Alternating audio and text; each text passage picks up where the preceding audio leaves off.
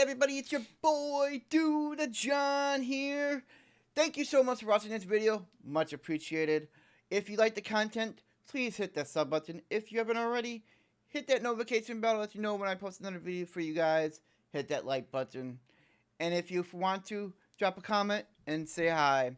I also live stream Monday, Wednesday, and Friday over on turbo.live/DudeJohn, 9 p.m. Central Time. Hope you enjoyed this video as much as I enjoy making them. Let's get into this video, shall we?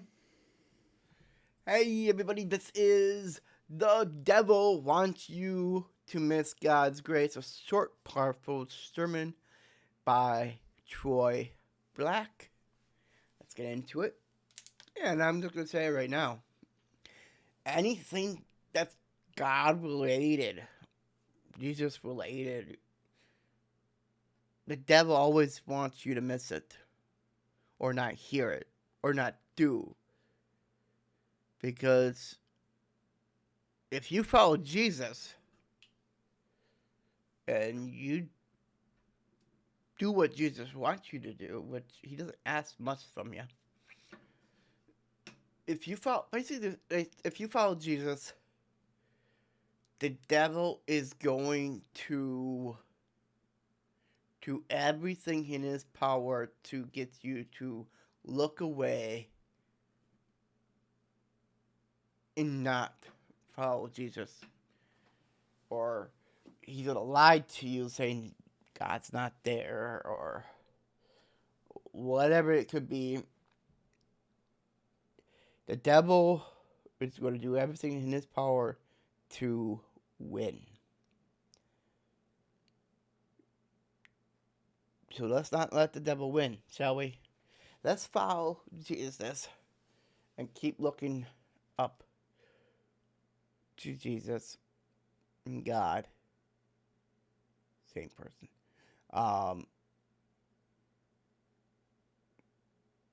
And yeah. Let's not let the devil win.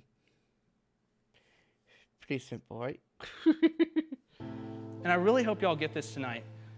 That grace is not just a one-time deal. And the reason that I want you to get it so badly is because, you know, the devil, he likes to come along, he likes to start saying, either he'll point to one thing and say, you're doing really good in this area over here, you know, so you're earning God's favor over here, or he'll point over here and say, you messed up over here. So, you know, you're going to have to work hard to kind of get back into good graces with God again. And he'll try to steer us off of this path of grace. And sometimes he's successful at it. And you know, I'm not a perfect person either, so I need to be reminded about this all the time. But what happens when he does that is we start to think that somehow we can earn this grace. You know, somehow we can do enough to either be worthy of it or to earn it in the first place. But if you look at the definition of grace, it is unmerited favor. Unmerited means it's something that we can't earn, we don't deserve, we can't work hard enough to get. And the way that we receive it is simply through belief. And I'm doing my best tonight to get y'all to look at this from another perspective. And the reason is because, like I said, I think we can get the concepts down easy. I think we can understand the concepts and we can even know the concepts. But that doesn't mean we're always waking up in the morning and living in light of the truth. It doesn't mean we're always waking up in the morning and saying, I'm awake today, I'm alive today, I'm here today because of the grace of God. I get to go to school today, or I get to go do this or that today because of the grace of God. I get to be a new person today because of the grace of God. I get to look ahead at my future and, you know, not despair and have hope because of the grace of God. I get to walk through this situation, whatever it is, no matter how hard it might feel in the moment, but I get to walk through this knowing that God still loves me, knowing that God still has a plan for me, knowing that he's going to do something good with this because of the grace of God. I'm really not, you know, the question I'm not asking tonight is, I'm not asking, have you understood the concept of grace? I'm asking, has the grace of God melted your heart? Has it changed who you are on the inside? This is one of my all-time favorite verses. It's John 6, 28 through 29. Therefore, they said to him, what shall we do so that we may work the works of God? Jesus answered and said to them, this is the work of God. He's saying, this is it. This is it. Listen to me. I'm gonna spill the beans right now. This is it. This is the work of God. that you believe in him whom he has sent. He's saying, you might have thought I was about to list off all these rules and regulations and laws or all these things that I expect of you, but he says, I want you to believe. And the reason I believe that Jesus is saying that is because when we really understand his grace, when we really believe in his grace, not just know it as a concept, but when we really say, wow, look at what his grace did for me. Look at the righteousness that I get to have because of his grace. There's no possibility of me ever having apart from his grace. Look at it. Look how amazing this gift is. He understands that when we truly believe that, it's going to change who we are on the inside. It's going to begin to transform us. And he knows that, man, if we're working at this list of rules and laws apart from grace, we're never going to be able to fulfill it. We're never going to be able to do it. We're never going to be enough. But what's amazing is that his grace is enough for us. Yes. And when we really get it, when we really understand it, and it really sinks into our hearts, it begins to change us, and then it makes these things a whole lot easier to do. Grace is the reason we can put everything on the table. It's the reason we can put that table out in front of God. We can put everything on there, and we can say, God, you know, I've done these things, but I understand these good things over here, but I understand I can only do that because of your grace. And then we can say, God, I did these other things, and I am so sorry. You know, I messed up with these things. And then God reminds us, there's grace for that. I still have grace for that. Yes. Yes. Whew. I actually needed to hear that today. I honestly did. It is so true, though.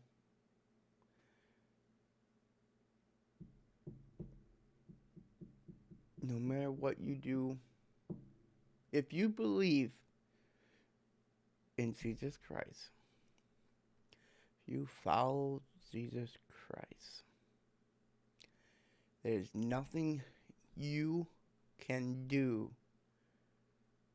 to earn God's grace and love. There's nothing you can do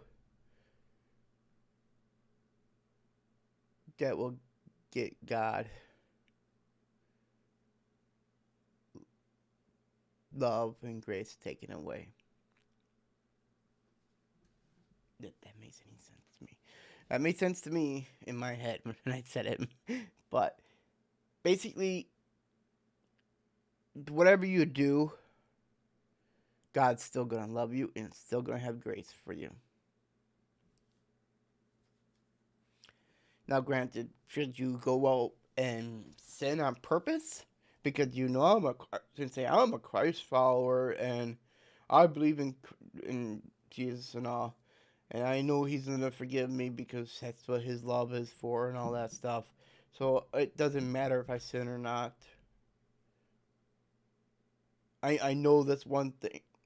I know this one thing is a sin, but I'm gonna do it anyways because it's. No matter what, if I did it anyways, I would be forgiven about it. No. Granted, yes, if you end up doing that sin, like, you know, you say a bad word, you don't go ahead and ahead of time at 9:55, I'm gonna say the F word. Because I know God's going to forgive me. And then at 9:55, I say the F word. And then 9:56, I don't feel bad for saying the F word. I'm forgiven about it. If you choose to do the sin that you know you're going to do,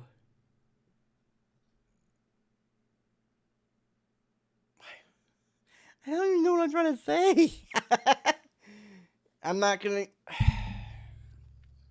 If you do the sin on purpose, knowingly you did it on purpose, and you don't feel bad for doing it,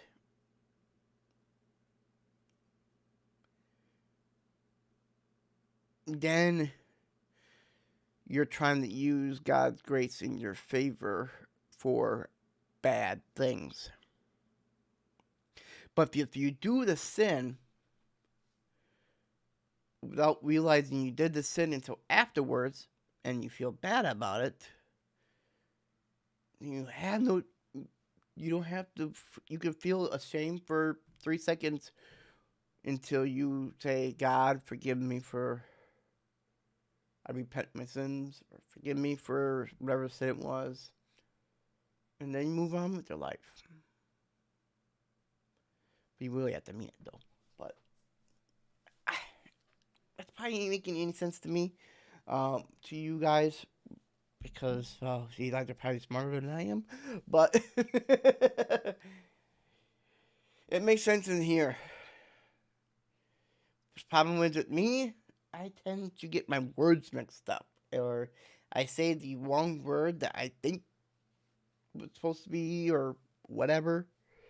But thank you so much for watching this video. I'm gonna stop talking before I start saying other stupid stuff. And yeah, I will see you guys in the next video. And as always, you are loved.